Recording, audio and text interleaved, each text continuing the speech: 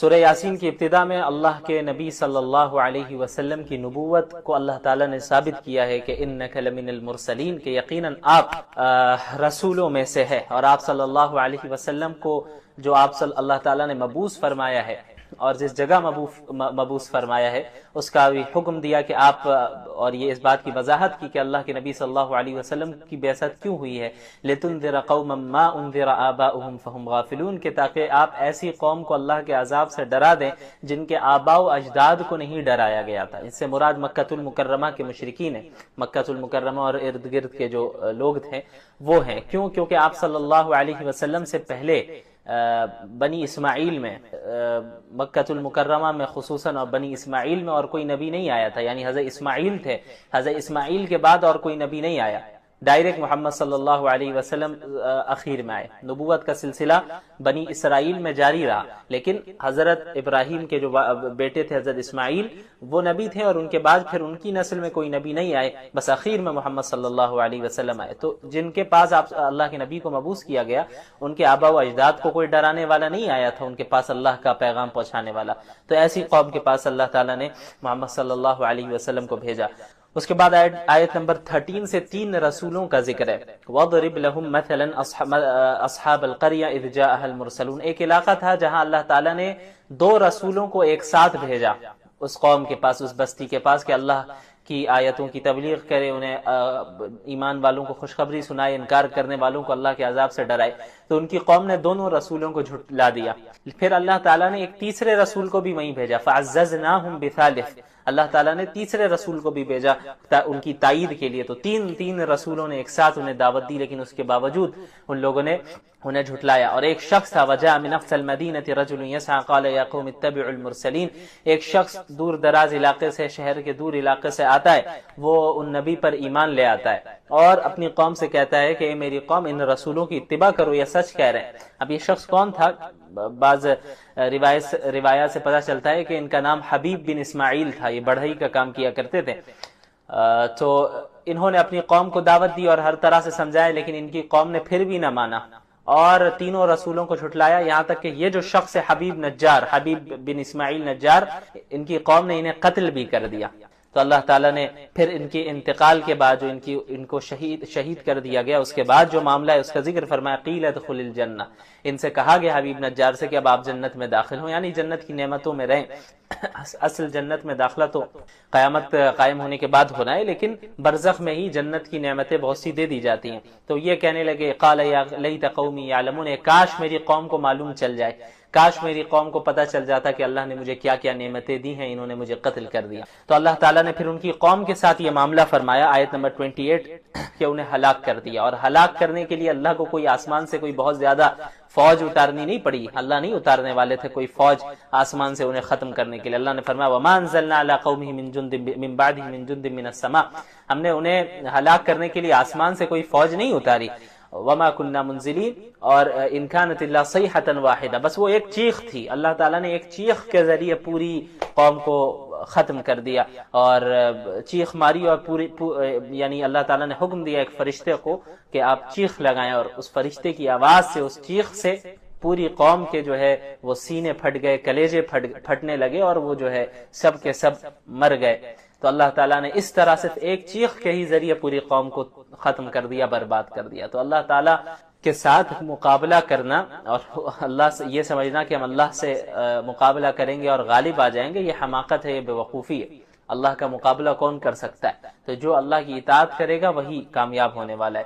اس کے بعد آیت نمبر 65 میں اللہ تعالیٰ نے یہ بتایا، الیوم نختم علی افواہہم وَتُكَلِّمُنَا أَيْدِيهِمْ وَتَشْهَدُ أَرْجُلُهُم بِمَا كَانُوا يَكْسِبُونَ، جو گناہ گار ہوں گے، جو کفار ہوں گے، اللہ تعالیٰ ان کی زبان پر، ان کے منہ پر مہر لگا دے گا، اور ان کے اعضاء گواہی دیں گے۔ زبان سے تو ہو سکتا ہے وہ جھوٹ بولیں گے، بعض یہ بھی جھوٹ کہیں گے کہ بھئی وما کننا مشرکین، ہم تو شرک نہیں کیا کرتے تھے، لیکن اللہ ان کے منہ پر ان کی زبان پر مہر لگا دے گا، اور ان کے جو اعضاء ہوں گے، باڈی پارٹس ہوں گے، ہاتھ ہے، پیر ہے، یہ پارٹس گواہی دیں گے کہ بھئی یہ گناہ کیا کرتے تھے۔ پھر آیت نمبر 69 میں مشرکین کی تردید کی گئی ہے کہ مشرکین آپ صلی اللہ علیہ وسلم کے متعلق یہ بھی کہا کرتے تھے کہ अलियाज़ु बिल्लाह ये शेर व शायरी करते हैं। तो अल्लाह ने फरमाया वमा अल्लमनाहु शिअरा वमा यंबग़ी लह, हमने मोहम्मद सल्लल्लाहु अलैहि वसल्लम को शेर व शायरी की तालीम नहीं दी और उनकी ये शान के लायक भी नहीं है कि वो शेर व शायरी करे, बल्कि ये तो इन हुवा इल्ला ज़िक्रुन व क़ुरानुम मुबीन, ये तो निहायत वाज़े नसीहत और खुला हुआ कुरान करीम है। उसके बाद आयत नंबर 77 में अल्लाह ने अपनी इंसान की तख्लीक की तरफ और उसकी जो इब्तिदाई तख्लीक का मरहला है उसकी तरफ गौर करने का हुक्म दिया। वलम यरल इंसानु अन्ना खलक़नाहु मिन नुत्फ़ा फ़इज़ा हुवा ख़सीमुम मुबीन। मक्का मुकर्रमा में एक शख्स था, मुशरिक शख्स था, आस बिन वाइल के नाम से। वो एक मरतबा आप सल्लल्लाहु अलैहि वसल्लम के पास आता है और बोसीदा हड्डी लेकर आता है और उस बोसीदा हड्डी को वो बिल्कुल रेजा रेजा कर देता है और कहता है मजाक उड़ाते हुए कि अल्लाह इसको भी दोबारा ठीक कर देगा, अल्लाह इसे भी दोबारा जिंदा कर देगा। तो अल्लाह ने फरमाया कि एक ऐसा शख्स है अपनी तख्लीक पर गौर करे, अपनी क्रिएशन पर गौर करे।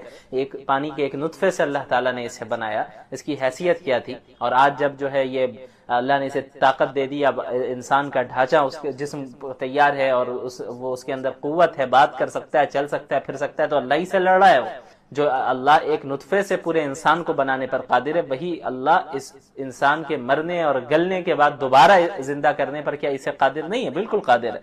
उसके बाद सूरत उस-साफ़ात की इब्तिदा होती है।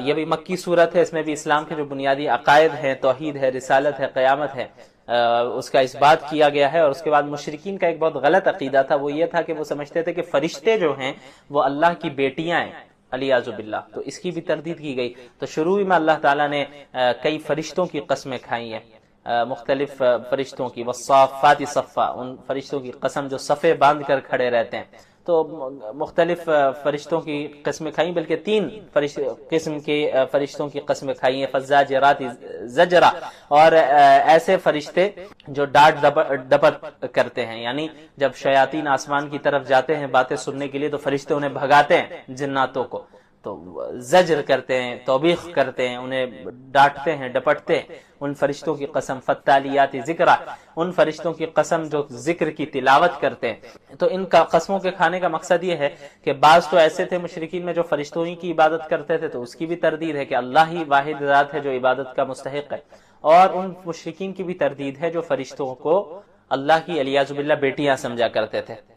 उसके बाद आयत नंबर 42 में सूरत उस-साफ़ात की अल्लाह ताला ने अहले जन्नत का जिक्र किया कि उलाइका लहुम रिज़्क़ुम मालूम फ़वाकिहु व हुम मुकरमून, कि अहले जन्नत को रिज़्क़ मालूम मिलेगा, यानी रिज़्क़ में कोई शुबा नहीं होगा कि पता नहीं मिलेगा या नहीं मिलेगा, ऐसा नहीं, 100% उन्हें मालूम होगा कि रिज़्क़ मिलना है। इस दुनिया में हमें तो इसकी कोई गारंटी नहीं है ना कि आज से 5 साल बाद पता नहीं हम क्या खाएंगे, किस कंडीशन में होंगे, फाइनेंशियल हालत क्या होगी, कल क्या खाएंगे, परसों क्या खाएंगे, मिलेगा नहीं मिलेगा, इसकी कोई गारंटी नहीं है। लेकिन जन्नत में कोई शुबा नहीं होगा, रिज़्क हर हाल में मिलकर रहेगा, क्वांटिटी में भी, यानी अनलिमिटेड क्वांटिटी भी, क्वालिटी भी शानदार और ऐसे उम्दा क्वालिटी के जिसका हम अपनी इमेजिनेशन से भी बाहर हो, और सुकून के साथ, यानी इस बात का भी अंदेशा नहीं कि भाई मिलेगा या नहीं मिलेगा, हर हाल में मिलेगा, यकीनन मिलेगा, हमेशा मिलेगा। उसके बाद अहले जहन्नम का जिक्र है कि अज़ालिका खैरुन नुज़ुलन शजरतु ज़क़ूम 63 में आयत नंबर के, इसमें अहले जन्नत जहन्नम के खाने का जिक्र है कि जो ज़क़ूम का दरख्त है वो उनका खाना होगा, जो कि बहुत ही बदबूदार और निहायत कड़वा और दिखने में भी बहुत अजीब व गरीब होता है। उन्हें जबरदस्ती वो खाएंगे, भूख की आलम होगी, ये हालत होगी कि वो जो है जबरदस्ती उसे खाएंगे, खाना पड़ेगा और वो हलक में अटक जाएगा वो फल, और फिर अब उन्हें पानी चाहिए होगा तो फिर पानी दिया जाएगा, खौलता हुआ पानी उन्हें पीना पड़ेगा, जिससे उनके जिस्म के अंदर के सारी चीजें वो गलने लगेंगी। अल्लाह ताला हम लोगों की हिफाजत फरमाए। उसके बाद आयत नंबर 75 से मुख्तलिफ अंबिया अलैहिमुस्सलातु वस्सलाम का जिक्र शुरू हो रहा है। हजरत नूह, हजरत इब्राहीम, हजरत मूसा, हजरत हारून, हजरत लूत, हजरत यूनुस अलैहिमुस्सलातु वस्सलाम के वाक़यात बताए गए। हजरत नूह अलैहिस्सलातु वस्सलाम ने 950 साल तक दावत दी, लोगों ने नहीं माना, उन्होंने दुआ की तो अल्लाह ने उनकी दुआ को कबूल फरमाया और हुक्म दिया कि कश्ती बनाए और कश्ती में आप और मोमिनीन सवार हो जाएं। अल्लाह ने बाकी कौम को, कुफ्फार को हलाक किया।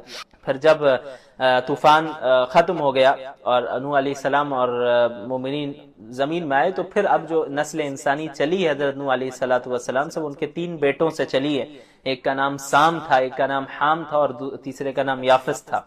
उसके बाद आयत नंबर 83 से हजरत इब्राहिम का जिक्र है, व इन्ना मिन शिअतिही लइब्राहीम, के हजरत इब्राहिम भी हजरत नूह के ग्रोह में से ही थे, उनकी जमात में से ही थे। क्या मतलब? अंबिया की जमात में से थे और अकायद दोनों के सेम थे, दोनों तौहीद के कायल थे, अल्लाह के नबी थे। تو انہوں نے بھی اپنی قوم کو سمجھایا کہ بھئی ایسی چیز کی کیوں عبادت کرتے ہو جو تمہیں دیکھ نہیں سکتی اور تمہیں سن نہیں سکتی، تمہاری مدد نہیں کر سکتی، تمہیں کوئی نقصان نہیں پہنچا سکتی، ایسی چیز کی عبادت نہیں کرو۔ پھر جو بھی واقعہ ہے 17ویں پارے میں جو گزرا کہ کس طرح انہوں نے بتوں کو ہلاک کر کے یہ ثابت کیا، بتایا کہ بھئی جو خود کی مدد نہیں کر سکتا تم اس کی عبادت کیسے کرتے ہو۔ پھر اللہ تعالیٰ نے حضرت ابراہیم علیہ السلام کو بہت سی آزمائشوں سے گزارا اور ہر آزمائش میں وہ مکمل اترے۔ یہیں ایک اور آزمائش کا ذکر آیت نمبر 102 میں فلما بلغ معه السعی، حضرت ابراہیم علیہ السلام کی دعا تھی کہ اللہ تعالیٰ انہیں اولاد عطا فرمائے، تو اللہ تعالیٰ نے حضرت اسماعیل علیہ السلام سے جو انہیں نوازا، اور جب حضرت اسماعیل اتنے بڑے ہو گئے کہ اب چل پھر رہے تھے حضرت ابراہیم کے ساتھ، تو اس وقت حضرت ابراہیم کو خواب کے ذریعے اللہ تعالیٰ نے حکم دیا کہ آپ حضرت اسماعیل کو ذبح کریں۔ خواب میں انہوں نے دیکھا کہ حضرت اسماعیل کو ذبح کر رہے ہیں۔ اچھا یہ یاد رکھیے گا کہ انبیاء علیہ السلام کے جو خواب ہوتے ہیں وہ بھی وحی ہوتے ہیں، عام انسانوں کے خواب کی طرح انبیاء کے خواب نہیں ہوتے۔ یعنی ایک عام انسان جو خواب دیکھتا ہے اس کی کئی مختلف چیزیں ہو سکتی ہیں، یعنی اللہ کی طرف سے بھی وہ خواب ہو سکتا ہے، شیطان کی طرف سے بھی وہ خواب ہو سکتا ہے، اور جو انسان دن بھر سوچتا رہتا ہے اس کے نتیجے میں بھی خواب وہ دیکھ سکتا ہے۔ لیکن انبیاء کے جو خواب ہوتے ہیں وہ 100% وحی ہوتے ہیں، ان میں کوئی شبہ یا کسی دوسری چیز کا شائبہ نہیں ہوتا۔ ایسا نہیں ہو سکتا کہ انبیاء کو علیاذ باللہ شیطان نے خواب دکھایا یا جو وہ خود سوچ رہے ہیں انہوں نے بس ایسے ہی دیکھ لیا جس خواب کا کوئی مطلب نہیں۔ انبیاء علیہ السلام کے جتنے خواب ہوتے ہیں وہ وحی ہوتے ہیں، اللہ کی طرف سے ہوتے ہیں۔ تو حضرت ابراہیم نے جب دیکھا کہ بھئی حضرت اسماعیل کو وہ ذبح کر رہے ہیں تو وہ سمجھ گئے کہ اللہ رب العالمین اس طرف اشارہ فرما رہے، تو حضرت اسماعیل سے اپنے بیٹے سے انہوں نے پوچھا کہ میں ایسا دیکھ رہا ہوں۔ تو حضرت اسماعیل بھی آپ یقیناً حضرت ابراہیم کے بیٹے تھے، تو انہوں نے کیا کہا کہ یا ابت افعل ما تؤمر، کہ میرے والد آپ کو جو حکم دیا جا رہا ہے آپ وہ کر لیں، میں صبر کروں گا۔ تو پھر اب آپ اندازہ لگائیں اپنے بیٹے کو ذبح کرنا یہ کوئی معمولی بات نہیں ہے۔ حضرت ابراہیم علیہ السلام حضرت اسماعیل کو لے گئے اور انہوں نے زمین پر لٹایا، اور جو تفصیلی واقعہ ہے پھر ذبح نہیں ہوئے وہ، بلکہ اللہ تعالیٰ نے جنت سے مینڈھا بھیجا اور پھر ان کے حضرت اسماعیل بچ گئے اور مینڈے کو ذبح کیا گیا۔ تو چونکہ اصل حضرت ابراہیم کا امتحان لینا تھا، انسان کو بیٹے کو ذبح کرانا مقصد نہیں تھا، حضرت ابراہیم کا امتحان لینا تھا کہ اور ان کے امتحان کے ذریعے پوری امت کو اور پوری انسانیت کو پیغام دینا تھا کہ حضرت ابراہیم وہ ہے جنہوں نے ہر آزمائش میں جو ہے کامیابی کے ساتھ وہ ڈٹے رہے اور تمام آزمائش میں وہ پورے اترے، اللہ کے لیے انہوں نے سب کچھ قربان کرنے کے لیے وہ تیار ہو۔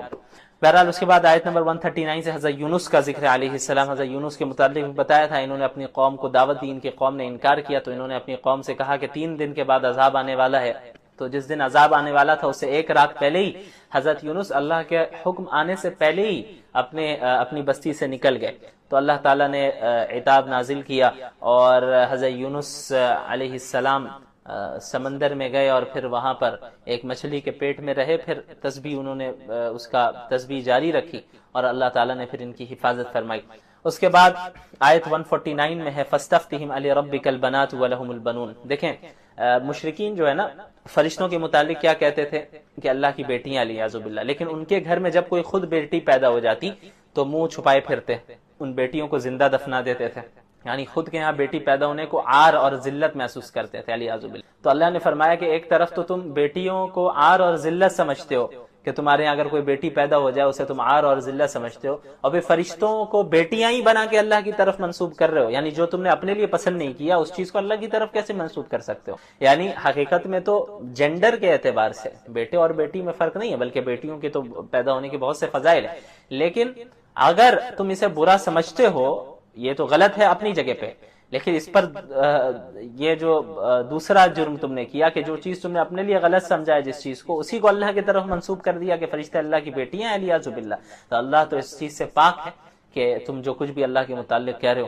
جیسا کہ آخر میں اللہ نے فرمایا 180 181 182 میں سبحان ربک رب العزت عما یصفون وسلام علی المرسلین والحمد للہ رب العالمین، کہ اللہ رب العالمین جو آپ کا رب ہے، عزت والا رب ہے، وہ ان تمام برائیوں سے عیبوں سے پاک ہے جو وہ اللہ کی طرف منسوب کر رہے ہیں۔ اللہ کو کسی اولاد کی ضرورت نہیں، والدین کی ضرورت نہیں، بیویوں کی ضرورت نہیں، کسی کی ضرورت نہیں، اللہ کسی بھی مخلوق کا یا کسی اور کا جو ہے اللہ تعالیٰ جو ہے وہ پابند نہیں ہے، محتاج نہیں ہے۔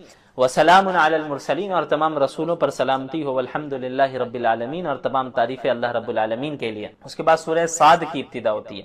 آیت نمبر 5 میں دیکھیں اجعل الالہۃ الہا واحدا ان ھذا لشیء عجاب. جناب ابو طالب نبی کریم صلی اللہ علیہ وسلم کو سپورٹ کرتے آ رہے تھے، رشتہ داری کا حق ادا کرتے آئے. مشرکین مکہ ان کے پاس پہنچے، انہوں نے کہا کہ آپ محمد کو روکیں کہ وہ ہمارے بتوں کے خلاف نہ کہیں، برا بھلا نہ کہیں. اگر وہ برا بھلا کرنے سے جو ہے رک جاتے ہیں تو پھر جو ہے ٹھیک ہے، ہم ان کے ساتھ معاہدہ کریں گے، صلح کر لیں گے، ہم انہیں تسلیم کریں گے، لیکن اگر یہ نہیں باز آتے تو ہم سخت مقابلہ کریں گے. تو جناب ابو طالب نے اللہ کے نبی صلی اللہ علیہ وسلم کے پاس اس بات کو پہنچایا، تو انہوں نے یہ کہا کہ میں تو ان کے سامنے ایک ایسی بات پیش کر رہا ہوں کہ اگر انہوں نے اس بات کو قبول کر لیا تو عرب و عجم ان کے سامنے جھک جائیں گے. وہ بات کیا ہے؟ وہ توحید کی بات ہے کہ ایک اللہ کی عبادت کرو. تو وہ سب کہنے لگے کہ اجعل الالہۃ الہا واحدا، کہ تمام خداؤں کو چھوڑ کر یہ ایک خدا بنا رہا ہے، یعنی تمام خداؤں کو ایک خدا بنا دے رہا ہے. یہ تو بڑی عجیب بات ہے، یہ تو بڑے تعجب کی چیز ہے. تو اللہ نے ان کا ذکر کیا کہ ان کے لیے کتنے بڑے تعجب کی یہ بات تھی کہ بھئی وہ جو کئی خداؤں اور کئی بتوں کی عبادت کرتے تھے اس کو چھوڑ کر ایک اللہ کی عبادت کرنا انہیں عجیب نظر آ رہا تھا. بہرحال سوى حضرت داؤد حضرت سلیمان علیہ السلام کا ذکر ہے. وَوَهَبْنَا لِدَاوُودَ سُلَيْمَانَ آیت 30-31. یہ ہم نے داؤد علیہ السلام کو سلیمان دیا، بیٹے تھے وہ. نعم العبد انہ اواب. حضرت سلیمان کا ذکر ہے علیہ السلام کہ ایک مرتبہ انہوں نے جو ہے ان کے پاس جنگ اور جہاد کے لیے بہت سارے عمدہ قسم کے گھوڑے رکھے ہوئے تھے. تو ایک مرتبہ حضرت سلیمان علیہ السلام گھوڑوں کا معائنہ کر رہے تھے کہ اسی میں مشغول ہو کر عصر کی نماز ان کی چھوٹ گئی. تو انہیں بڑا افسوس ہوا اور پھر اس کے بعد انہوں نے تمام گھوڑوں کو اللہ کے راستے میں قربان کر دیے. اس کے بعد آیت نمبر 41 میں حضرت ایوب کا ذکر ہے. وَذْكُرْ عَبْدَنَا أَيُّوبَ إِذْ نَادَى رَبَّهُ أَنِّي مَسَّنِيَ الشَّيْطَانُ بِنُصْبٍ وَعَذَابٍ. حضرت ایوب کو ایک بہت ہی زبردست بیماری لاحق ہوئی تھی اور بہت آزمائش میں مبتلا تھے. ان کا سارا ساز و سامان، گھر بار سب کچھ ختم ہو چکا تھا، اب بیماری میں مبتلا تھے اور ان کی یہاں ان کی شفا کا بیان ہو رہا ہے. حضرت ایوب علیہ السلام نے یہ اللہ سے دعا کرتے رہے، صبر سے کام لیتے رہے. پھر اللہ تعالیٰ نے انہیں حکم دیا کہ آپ زمین پر اپنا پاؤں مارے، وہاں سے چشمہ نکلے گا. تو وہاں سے چشمہ جاری ہوا پانی کا. تو اللہ تعالیٰ نے حکم دیا کہ اسی پانی کو پئیں اور اس سے جو ہے آپ نہائیں بھی، انشاءاللہ جو ہے اس سے یقیناً آپ کو صحت ملے گی. تو اللہ تعالیٰ کے حکم سے وہ بیماری کی حالت سے ٹھیک ہو گئے، یعنی انہیں صحت مل گئی. لیکن ایک مرتبہ ہوا یوں کہ ان کی جو اہلیہ تھی حضرت ایوب علیہ السلام کی، وہ بہت مخلص تھیں اور بہت ان کی دیکھ ریکھ اور خیال رکھا کرتی تھی. تو اب کئی سالوں سے جو ہے یہ بیمار تھے، تو شفا انہیں نہیں مل رہی تھی، تو بہت پریشان تھی. تو اچھا، یہ جو میں ایک واقعہ بتا رہا ہوں ابھی، اس میں مختلف اقوال ہیں مفسرین کے، بعض نے اور بھی واقعات بتائیں. ہوا یہ کہ حضرت ایوب کی اہلیہ کے پاس شیطان ایک طبیب کی شکل میں آیا، ڈاکٹر کی شکل میں، اور اس نے یہ کہا کہ دیکھو میں شفا دے دوں گا، اس کو میں ٹھیک کر دوں گا، لیکن جب یہ ٹھیک ہو جائے شرط یہ ہے کہ اسی وقت میں اس کا علاج کروں گا. جب یہ ٹھیک ہو جائے تو تمہیں یہ کہنا ہے کہ ڈاکٹر نے شفا دی ہے، طبیب نے شفا دی ہے. ایک واقعہ تو یہ بیان کیا جاتا ہے، مفسرین نے بیان کیا. اس کے علاوہ اور بھی واقعات ہیں جو اس آیت کی تفسیر میں بیان کیے گئے ہیں. بہرحال میں ابھی یہاں پہ ایک ہی بتا رہا ہوں. تو حضرت ایوب کی جو اہلیہ تھی وہ حضرت ایوب کے پاس آئی اور انہوں نے انہیں بتایا کہ یہ معاملہ ہے. تو حضرت ایوب ناراض ہو گئے کہ یہ تو شیطان ہمیں شرک میں مبتلا کرنا چاہ رہا ہے، کیونکہ شفا دینا تو یہ اللہ کا کام ہے. یعنی وہ ڈاکٹر تو طبیب نہیں تھا، وہ بلکہ شیطان تھا. وہ آیا تھا اس لیے کہ ہم شفا کی نسبت شیطان کی طرف کر دیں، ڈاکٹر کی طرف کر دیں، حالانکہ شفا دینا یہ کون دیتا ہے؟ اللہ دیتا ہے. تو حضرت ایوب بہت ناراض ہو گئے ان کی اہلیہ پر کہ کیوں ایسا معاملہ کیا. تو انہوں نے کہا کہ اگر میں ٹھیک ہو گیا تو تمہیں 100 کوڑے ماروں گا میں. حضرت ایوب علیہ السلام نے یہ کہا اس وقت غصے میں. تو بعد میں جب حضرت ایوب علیہ السلام ٹھیک ہو گئے تو اب انہیں جو ہے وہ بڑے تردد میں پڑ گئے کہ اب میں کیا کروں. یعنی میں نے تو قسم بھی کھائی ہے کہ میں 100 کوڑے ماروں گا بیوی کو، تو اگر میں نہیں مارتا ہوں تو پھر میں تو قسم توڑنے والوں میں ہو جاؤں گا، جو کہ صحیح نہیں ہے. اور دوسری طرف اگر میں ماروں تو پھر یہ میری مخلص بیوی ہے، اسے میں کیوں تکلیف پہنچاؤں، اسے تکلیف پہنچانا بھی تو صحیح نہیں ہے میرے لیے. تو اب میں کیا کروں؟ تو یہ وفادار بیوی ہے. تو اللہ تعالیٰ نے انہیں کہا کہ وَخُذْ بِيَدِكَ ضِغْثًا فَاضْرِب بِهِ وَلَا تَحْنَثْ إِنَّا وَجَدْنَاهُ صَابِرًا نِعْمَ الْعَبْدُ إِنَّهُ أَوَّابٌ. اللہ تعالیٰ نے ایک حیلہ انہیں بتایا، وہ یہ کہ آپ 100 چھوٹی چھوٹی لکڑیاں لے رہے، 100 چھوٹی چھوٹی لکڑیاں لے لیں اور پھر سب سے ایک بار میں ہلکا سا یوں آپ مار دیں، آپ کی قسم پوری ہو جائے گی. تو اللہ تعالیٰ نے فرمایا کہ انا وجدناہ صابرا، ہم نے حضرت ایوب علیہ السلام کو صبر کرنے والا پایا. نعم العبد، کیا ہی بہترین وہ بندے تھے. انہ اواب، اور وہ یقیناً اللہ کی طرف بار بار لوٹنے اور رجوع کرنے والے تھے۔ اس کے بعد سورۃ الزمر کی ابتدا ہوتی ہے۔ زمر میں دو گروہوں کا ذکر ہے، اہل جنت اور اہل جہنم کا، اس لیے اس سورت کو زمر کہتے ہیں۔ زمر گروہ کو کہا جاتا ہے، گروپ کو۔ تو اس میں مشرکین کا غلط عقیدے کی تردید ہے سب سے پہلے، کہ مشرکین دیکھیں ایک اللہ پر ایمان رکھتے تھے، لیکن وہ یہ سمجھتے تھے کہ اس اللہ نے پوری کائنات کو بنایا، لیکن کائنات کو چلانے کا جو نظام ہے، مختلف سسٹمز کو، مختلف چیزوں کے مختلف نظام کو مختلف چھوٹے چھوٹے خداؤں کے حوالے کر دیا اللہ نے۔ تو وہ کہتے ہیں کہ ہم ان چھوٹے خداؤں کی عبادت اس لیے کرتے ہیں، ان بتوں کی، چھوٹے خداؤں کی عبادت اس لیے کرتے ہیں تاکہ یہ اصل اللہ کی طرف تقرب کا ذریعہ بنے، یہ وسیلہ بن جائے ہمارے لیے، اور یہ سفارشی بن جائے اللہ کے یہاں، اس لیے ہم ان کی عبادت کرتے ہیں۔ تو اللہ تعالیٰ نے ان کی تردید کی کہ یہ کیسا بکواس عقیدہ ہے کہ اللہ نے پوری کائنات کو بنایا اور اللہ ہی یقیناً پوری کائنات کو چلا رہا ہے، اللہ کسی اور چھوٹے خداؤں کا محتاج نہیں ہے، لہٰذا دعا بھی صرف اللہ سے مانگنی ہے، اللہ سے تقرب ڈائریکٹ حاصل کرنا ہے۔ اس کے بعد اخیر میں اللہ نے فرمایا آخری صفحے میں، افمن شرح اللہ صدرہ للاسلام فہو علی نور من ربہ، کہ اللہ تعالیٰ جب کسی شخص کے سینے کو اسلام کے لیے کھول دیتا ہے تو وہ اللہ کی جانب سے ایک نور پر ہوتا ہے، ایک روشنی پر ہوتا ہے، اس روشنی سے وہ حق اور باطل کے درمیان تمیز کر پاتا ہے۔ اس کے بعد آیت نمبر 29 میں اللہ تعالیٰ نے ایک موحد یعنی ایک اللہ پر ایمان لانے والا اور مشرک جو کئی سارے خداؤں کو پوجتا ہے، اس کے درمیان جو ہے فرق بتایا مثال کے ذریعے۔ ضرب اللہ مثلا رجلا فیہ شرکاء متشاکسون ورجلا سلما لرجل هل یستویان مثلا۔ اب ایک غلام ہے، ایک ایسا غلام ہے، ایک ایسا سلیو ہے جس کو کئی سارے لوگوں نے مل کر خریدا ہے۔ جب سلیوری کا دور تھا تو ایسا بھی ہوتا تھا کہ ایک شخص نے ایک غلام کو خود ہی خریدا، یا دو چار لوگ مل کر ان لوگوں نے ایک غلام کو خریدا ہے۔ تو اللہ نے مثال دی کہ ایک ایسا غلام ہے جس کے کئی سارے مالک ہو، ایک سے زائد مالک ہو، تو وہ غلام پریشان رہتا ہے، اس کو ذہنی سکون نہیں ملتا، کبھی اس مالک کی بات سن رہا ہے، کبھی اس مالک کی بات سن رہا ہے، کبھی اس کی بات سن رہا ہے، اس کا بھی خیال رکھو، اس کا بھی خیال رکھو، اس کا بھی خیال رکھو۔ ایک ایسا مہینہ ہے جس میں اللہ کے رسول صلی اللہ علیہ وسلم کی ولادت بھی ہوئی، اور آپ صلی اللہ علیہ وسلم نے اسی مہینے میں ہجرت بھی فرمائی، اور آپ صلی اللہ علیہ وسلم کی وفات بھی اسی مہینے میں ہوئی۔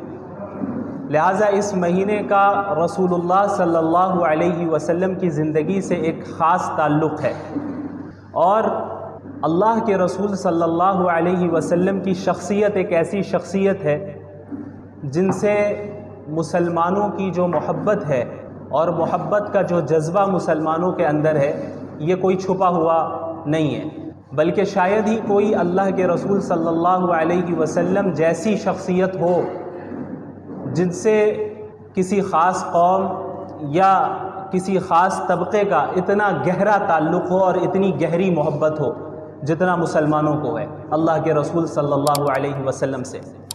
تو آپ صلی اللہ علیہ وسلم سے محبت اور اس محبت کا جذبہ جو ہم رکھتے ہیں وہ ربیع الاول کے ساتھ محدود نہیں ہے، یعنی ایسا نہیں ہے کہ ہم اللہ کے نبی صلی اللہ علیہ وسلم سے محبت صرف ربیع الاول میں کرتے ہیں، بلکہ ہم پوری زندگی ہر مہینے ہر لمحے اللہ کے رسول صلی اللہ علیہ وسلم سے ایک تعلق رکھتے ہیں اور ان سے محبت اور عقیدت رکھتے ہیں۔ اور آپ صلی اللہ علیہ وسلم سے جو ہم محبت بھی کرتے ہیں وہ محض جذبات کی بنیاد پہ نہیں کرتے ہیں، وہ محبت صرف جذباتی محبت نہیں ہے بلکہ وہ محبت عقلی محبت ہے، عقلی بنیادوں پر لاجیکلی یہ چیز ہے کہ ہم اللہ کے نبی صلی اللہ علیہ وسلم سے محبت کرتے ہیں، عقل کا تقاضا ہے کہ ہم اللہ کے نبی صلی اللہ علیہ وسلم سے محبت کریں۔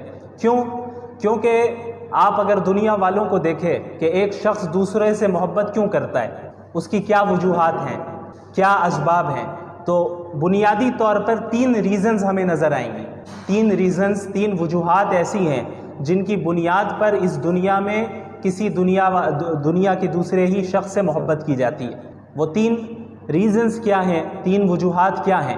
سب سے پہلی وجہ ہے کہ جس سے محبت کی جا رہی ہے اس سے ہم نے محبت اس کے احسان کی بنیاد پہ کیا، کہ کسی شخص نے کسی دوسرے پر احسان کیا ہوا ہے تو جس پر احسان کیا گیا اسے ایک عقیدت ہو گئی، ایک محبت اس شخص سے جس نے اس کے اوپر احسان کیا ہے۔ دوسری وجہ کیا ہوتی ہے کہ ہم کسی کے اخلاق سے اور اس کے کردار سے متاثر ہو کر اس سے محبت کرنے لگتے ہیں، اس کے کیریکٹر سے متاثر ہو کر ہم محبت کرنے لگتے ہیں، یہ دوسری وجہ ہوئی۔ اور تیسری وجہ کیا ہے کہ ہم سامنے والے کی خوبصورتی کو دیکھ کر اس سے محبت کرنے لگتے ہیں۔ یہ تین بنیادی وجوہات ہیں کہ اس دنیا میں ان وجوہات میں سے کسی ایک وجہ سے یا زیادہ سے زیادہ دو وجہ سے، بہت کم ایسے سچویشنز ہیں جہاں پر تینوں وجہ پائی جائے اور اس سے انسان محبت کرتا ہے۔ تو اب ہم ان تینوں چیزوں کو رسول اللہ صلی اللہ علیہ وسلم کی زندگی میں دیکھتے ہیں، اور جب ہم اللہ کے نبی صلی اللہ علیہ وسلم کی زندگی کا مطالعہ کرتے ہیں اور ان کی شخصیت کو دیکھتے ہیں اور جانتے ہیں، تو ہمیں معلوم چلتا ہے کہ رسول اللہ صلی اللہ علیہ وسلم کی ذات میں یہ تینوں چیزیں بیک وقت موجود ہیں، ایٹ اے ٹائم یہ تینوں ریزنز موجود ہیں اور بدرجہ اتم موجود ہیں۔ مثال کے طور پر سب سے پہلی جو ریزن ہم نے بتائی وہ ہے احسان۔ کوئی کسی پر احسان کرے تو ہمیں اس سے محبت ہوتی ہے۔ اب آپ مجھے یہ بتائیں کہ ہم تو کوئی انسان اگر چھوٹا موٹا احسان بھی کرے تو اس سے متاثر ہو کر اس سے محبت کرنے لگتے ہیں، لیکن اللہ کے رسول صلی اللہ علیہ وسلم سے زیادہ بڑا احسان پوری انسانیت پر کس نے کیا؟ کسی نے نہیں۔ پوری انسانیت تاریکی میں، گمراہی میں مبتلا تھی، جہنم کے دہانے پر کھڑی تھی، لیکن اللہ کے رسول صلی اللہ علیہ وسلم کی بعثت ہوتی ہے اور آپ صلی اللہ علیہ وسلم کے ذریعے سے اللہ تعالیٰ نے پوری انسانیت کو راہ دکھائی۔ اگر اللہ کے رسول صلی اللہ علیہ وسلم نہیں آتے تو کیا ہمیں زندگی گزارنے کا طریقہ معلوم ہوتا؟ نہیں معلوم ہوتا۔ اور خصوصاً آپ جب ان واقعات کا مطالعہ کریں جب اللہ رب العالمین نے محمد الرسول اللہ صلی اللہ علیہ وسلم کو بعض ایسے اختیارات دیے کہ اگر آپ کہیں تو آپ کے دشمنوں کو ابھی ہلاک کر دیا جائے، ختم کر دیا جائے۔ طائف کا واقعہ ہم سب جانتے ہیں کہ کس طریقے سے اللہ کے نبی صلی اللہ علیہ وسلم کو طائف میں لہو لہان کیا گیا، ان کے پیچھے اوباشوں کو لگایا گیا، ان پر پتھراؤ کیے گئے، اور آپ صلی اللہ علیہ وسلم کے جسم سے خون بہتا رہا، یہاں تک کہ اللہ رب العالمین نے فرشتے کو بھیجا۔ صحیح روایت ہے، صحیح حدیث ہے، جس سے معلوم چلتا ہے کہ اللہ نے یہ اختیار دیا محمد الرسول اللہ صلی اللہ علیہ وسلم کو کہ اگر آپ چاہیں تو طائف والوں کو ابھی ختم کر دیا جائے، ابھی ختم کر دیں۔ تو اللہ کے نبی صلی اللہ علیہ وسلم نے فرمایا کہ نہیں، مجھے امید ہے کہ ان کی نسل سے ایسے افراد آئیں گے جو اللہ ماننے والے ہوں، اللہ کو ماننے والے ہوں گے۔ مسلمانوں کا کیا حال ہے؟ مسلمانوں کے متعلق اللہ کے نبی صلی اللہ علیہ وسلم نے پوری امت کے لیے، یعنی قیامت تک جتنے مسلمان آنے والے ہیں، صرف صحابہ نہیں، صحابہ کے لیے بھی، میرے لیے بھی اور آپ کے لیے بھی اپنے راتوں میں دعائیں کیا کرتے تھے۔ حضرت عائشہ رضی اللہ عنہا کا واقعہ معروف ہے کہ ایک مرتبہ اللہ کے نبی صلی اللہ علیہ وسلم نے ان کے لیے دعا فرمائی کہ یا اللہ حضرت عائشہ کے اگلے پچھلے تمام گناہوں کو معاف فرما دے۔ تو اس دعا سے اتنی زیادہ حضرت عائشہ خوش ہوئی کہ ہنستے ہنستے سر بھی جھکا دیا انہوں نے کہ اللہ کے نبی دعا فرما رہے ہیں میرے لیے، اور وہ بھی ایسی دعا کہ اگلے پچھلے تمام گناہوں کو معاف فرما دیں، کتنی بڑی بات ہے۔ تو اللہ کے نبی صلی اللہ علیہ وسلم نے فرمایا کہ عائشہ تمہیں اس دعا سے خوشی ہوئی؟ ظاہر ہے خوشی ہوئی۔ تو اللہ کے نبی صلی اللہ علیہ وسلم نے فرمایا کہ خدا کی قسم یہ وہ دعا ہے جو میں اپنی پوری امت کے لیے ہر وقت مانگتا ہوں، یعنی میرے لیے اور آپ کے لیے بھی اللہ کے نبی صلی اللہ علیہ وسلم یہ دعا مانگا کرتے تھے۔ یہ دعا آپ صلی اللہ علیہ وسلم اللہ رب العالمین سے مانگا کرتے تھے۔ ہم لوگوں پر کتنے احسانات اللہ رب العالمین نے اللہ کے نبی صلی اللہ علیہ وسلم کے ذریعے کروائے۔ اب آپ ایک جو اللہ کے نبی صلی اللہ علیہ وسلم نے کیا فرمایا، ایک صحیح روایت میں ہے کہ ہر نبی کو ایک دعا دی گئی، ایسی دعا جسے اللہ کبھی ریجیکٹ نہیں کرے گا۔ یعنی انبیاء کی دعا تو ایسی قابل قبول ہوتی ہے، لیکن اللہ رب العالمین اس بات کا پابند نہیں ہے کہ وہ نبی کی ہر دعا کو قبول کر لے۔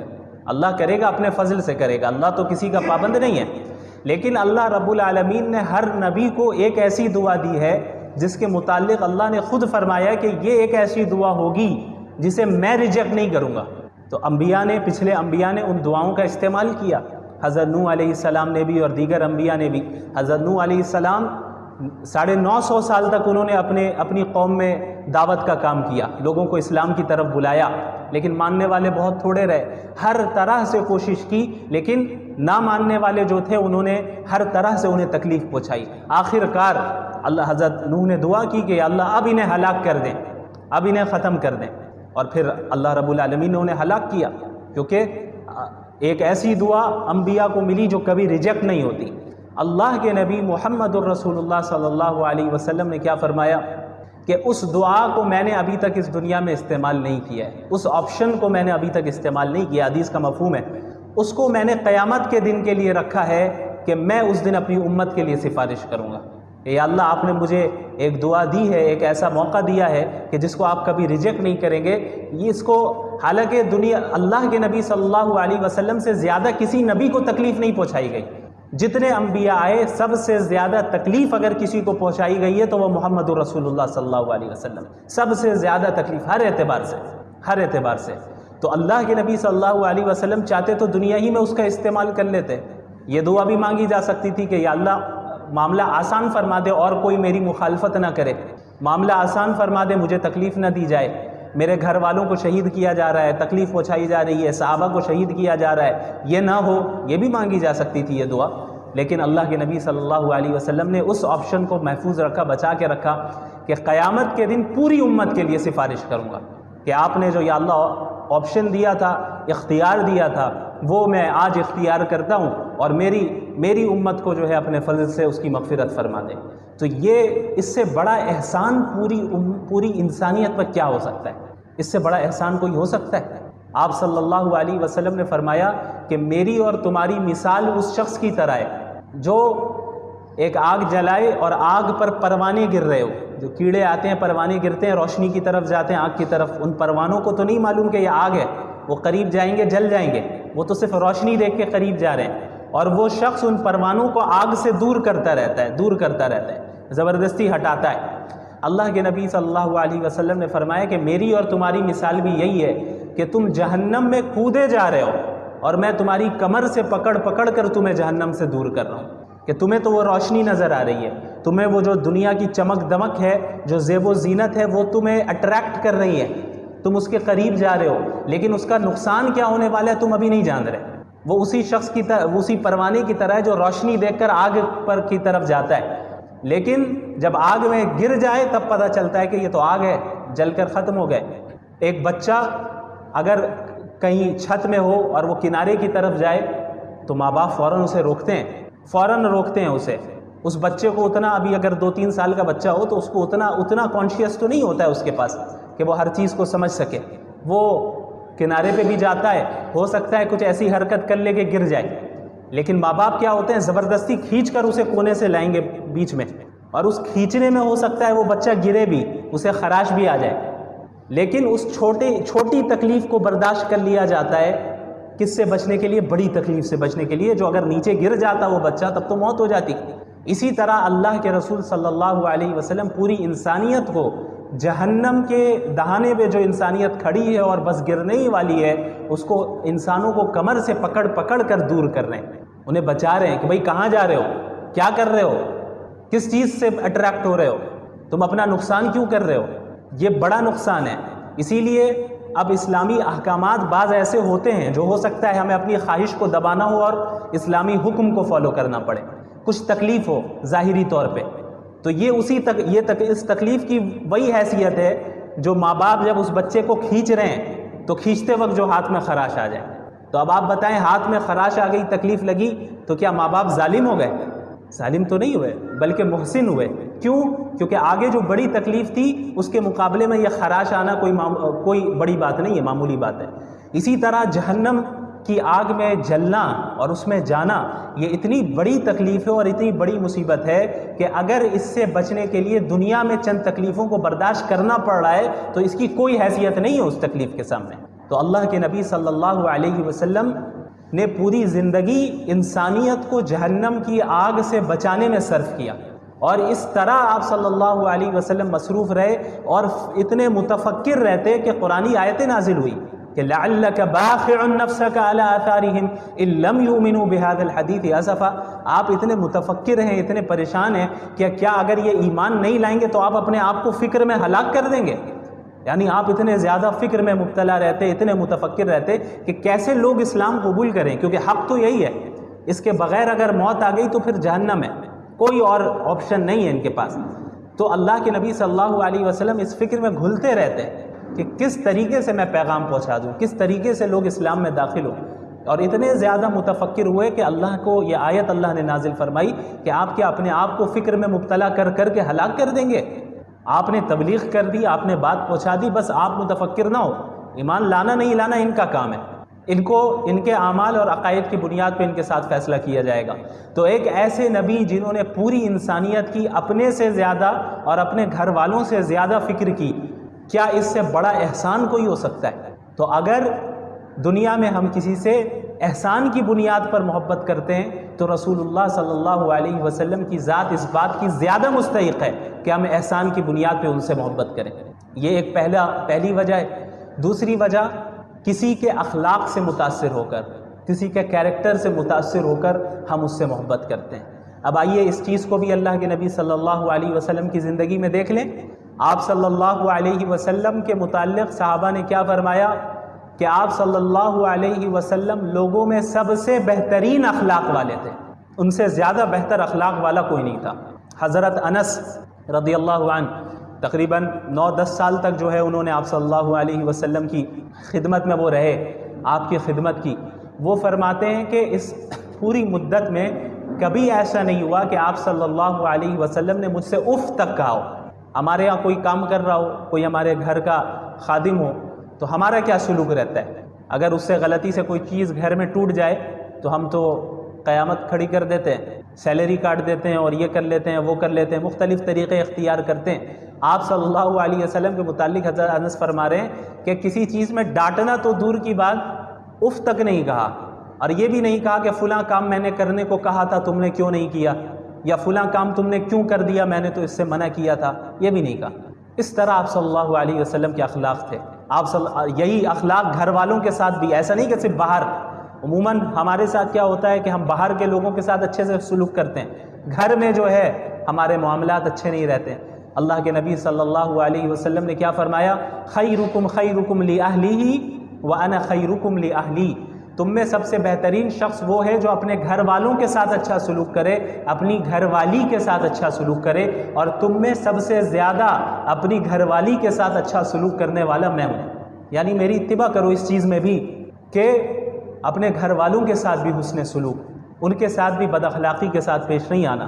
حضرت عائشہ رضی اللہ عنہا سے مروی ہے غالباً کہ صحیح روایت ہے کہ اللہ کے رسول صلی اللہ علیہ وسلم کے متعلق فرمایا گیا کہ ما ضرب رسول اللہ صلی اللہ علیہ وسلم خادما له ولا امرأة ولا ضرب بيده شيئا، کہ آپ صلی اللہ علیہ وسلم نے پوری زندگی میں نہ کسی اپنے خادم پر ہاتھ اٹھایا، نہ کسی عورت پر ہاتھ اٹھایا، اور انسانوں کو مارنا تو ہاتھ اٹھانا تو دور کی بات، کسی چیز کو بھی ہاتھ سے نہیں مارا۔ اب ہمارے یہاں کیا ہوتا ہے، ہمیں غصہ آ جائے تو ہم کیا کرتے ہیں کہ چیزوں کو اٹھا پٹک کرنا شروع کر دیتے ہیں۔ اللہ کے رسول صلی اللہ علیہ وسلم کے متعلق فرمایا جا رہا ہے کہ کسی عورت کو مارنا، کسی انسان کو مارنا یہ تو ہوا ہی نہیں، اور یہ تو دور کی بات، آپ نے کسی چیز کو بھی ہاتھ سے بھی دھکا نہیں دیا کہ دھکا دے کر یا کسی چیز کو مارا ہو، ہاتھ سے ایسا نہیں کیا۔ یہ آپ صلی اللہ علیہ وسلم کے اخلاق تھے، اور آپ صلی اللہ علیہ وسلم کا جو کردار اور مختلف جو انسان کے کردار کے اندر جو خصوصیات ہوتی ہیں، شجاعت ہے اور دوسری چیزیں ہیں، سخاوت ہے، یہ ساری چیزیں آپ صلی اللہ علیہ وسلم کے تھیں۔ آپ صلی اللہ علیہ وسلم سے زیادہ سخی بھی کوئی نہیں تھا، جو ہوتا اس کو بھی صدقہ کرتے، اور آپ صلی اللہ علیہ وسلم سے زیادہ بہادر بھی کوئی نہیں تھا۔ حضرت علی رضی اللہ عنہ فرماتے ہیں کہ دوران جنگ بھی جب کبھی صورتحال ایسی ہو جاتی کہ بہت شدید جنگ شروع ہو گئی ہے، زبردست، دونوں طرف سے ایک دم زبردست جنگ شروع ہو گئی اور حالات بہت سنگین ہو گئے، تو حضرت علی فرماتے ہیں رضی اللہ عنہ کہ ہم اللہ کے نبی صلی اللہ علیہ وسلم کی آڑ میں رہا کرتے، یعنی آپ سب سے آگے رہتے، صحابہ آپ صلی اللہ علیہ وسلم کے پیچھے رہتے اور بچاؤ کرتے۔ تو یہ آپ صلی اللہ علیہ وسلم کی بہادری بھی ہے، جو لیڈرشپ کی جو خصوصیات ہے، لیڈر ہونے کی، اور کیریکٹر کی جو دیگر خصوصیات ہے۔ ایک انسان کا ہم جو کہتے ہیں کہ کیریکٹر یہ بہت ہی درست ہے، بہت اچھا ہے، اس کے اخلاق بہت اچھے ہیں، وہ ساری چیزیں بیک وقت بدرجہ کمال آپ صلی اللہ علیہ وسلم کے اندر موجود تھی۔ تو اگر ہم کسی سے اس دنیا میں اچھے کیریکٹر اور اچھے اخلاق کی بنیاد پر محبت کرتے ہیں تو عقل کا یہ تقاضا ہے کہ اللہ کے نبی صلی اللہ علیہ وسلم کی ذات اس بات کی زیادہ مستحق ہے کہ اچھے اخلاق اور اچھے کیریکٹر کی بنیاد پر ان سے محبت کی جائے۔ تیسری چیز کیا ہے؟ خوبصورتی۔ کسی کی خوبصورتی کو دیکھ کر ہم متاثر ہو گئے، کسی کی کوئی زیادہ خوبصورت ہے تو ہم اس سے محبت کرنے لگ گئے۔ دنیا میں ایسا ہوتا ہے۔ تو اب اس چیز کو اللہ کے نبی صلی اللہ علیہ وسلم کی زندگی میں اگر ہم دیکھیں اور آپ صلی اللہ علیہ وسلم کی ذات کو دیکھیں تو ہمیں پتہ چلتا ہے کہ آپ صلی اللہ علیہ وسلم سے زیادہ خوبصورت بھی کوئی نہیں تھا۔ صحابہ نے جہاں یہ فرمایا کہ آپ صلی اللہ علیہ وسلم سے زیادہ با اخلاق کوئی نہیں تھا، وہیں یہ بھی فرمایا کہ آپ صلی اللہ علیہ وسلم سے زیادہ خوبصورت بھی کوئی نہیں تھا۔ ایک مرتبہ رات کے وقت اللہ کے نبی صلی اللہ علیہ وسلم رات کے وقت باہر تشریف لاتے ہیں تو ایک صحابی فرماتے ہیں کہ میں آپ کو دیکھ رہا ہوں اور چاند کو دیکھ رہا ہوں، آپ کو دیکھ رہا ہوں اور چاند کو دیکھ رہا ہوں کہ کون زیادہ خوبصورت ہے۔ تو اس سے آپ اندازہ لگائیں کہ اللہ کے نبی صلی اللہ علیہ وسلم کتنے زیادہ خوبصورت تھے۔ اور بعض اسلامی شعراء نے یہ اشعار بھی گئے کہ وَأَحْسَنَ مِنْكَ لَمْ تَرَ قَطُّ عَيْنِي وَأَجْمَلَ مِنْكَ لَمْ تَلِدِ النِّسَاءُ خُلِقْتَ مُبَرَّأً مِنْ كُلِّ عَيْبٍ كَأَنَّكَ قَدْ خُلِقْتَ كَمَا تَشَاءُ، کہ آپ سے زیادہ خوبصورت میری آنکھوں نے کسی اور کو دیکھا ہی نہیں۔ وَأَحْسَنَ مِنْكَ لَمْ تَلِدِ النِّسَاءُ، اور آپ سے زیادہ خوبصورت کسی عورت نے آج تک جنا نہیں۔ اس طرح شخص اتنا خوبصورت کوئی پیدا ہوا ہے۔ وَأَجْمَلَ مِنْكَ لَمْ تَلِدِ النِّسَاءُ خُلِقْتَ مُبَرَّأً مِنْ كُلِّ عَيْبٍ، آپ اس طرح پیدا کیے گئے ہیں، اس طرح آپ کو اللہ نے بنایا ہے کہ گویا کوئی آپ کے اندر کوئی عیب ہے ہی نہیں، آپ بغیر کسی عیب کے پیدا کیے گئے۔ كَأَنَّكَ قَدْ خُلِقْتَ كَمَا تَشَاءُ، گویا کہ ایسا محسوس ہوتا ہے کہ گویا آپ کو اس طرح بنایا گیا ہے جس طرح آپ خود چاہتے ہیں۔ یعنی اگر ایک انسان کو خود اختیار مل جائے کہ بھئی تمہارا جسم اور تمہاری خوبصورتی ویسی رہے گی جیسا تم چاہتے ہو، تو ایک انسان کیا کرے گا؟ ہر عیب کو اپنے آپ سے دور کرے گا اور چاہے گا کہ ہم سب سے خوبصورت ہو۔ تو اللہ کے نبی صلی اللہ علیہ وسلم کی جسمانی خوبصورتی بھی اتنی زیادہ تھی کہ شاعر کہہ رہا ہے، اسلامی شاعر ہے، وہ کہتے ہیں کہ آپ اس طرح اتنے بے عیب جسمانی اعتبار سے پیدا کیے گئے ہیں کہ گویا آپ اپنے اختیار سے پیدا کیے گئے، جس طرح آپ کو بننا تھا ویسا آپ کو بنا دیا گیا۔ تو یہ آپ صلی اللہ علیہ وسلم کی خوبصورتی ہے۔ تو اگر دنیا میں خوبصورتی کی بنیاد پہ محبت کی جاتی ہے تو عقل کا تقاضا یہ ہے کہ رسول اللہ صلی اللہ علیہ وسلم سے خوبصورتی کی بنیاد پہ زیادہ محبت کی جائے۔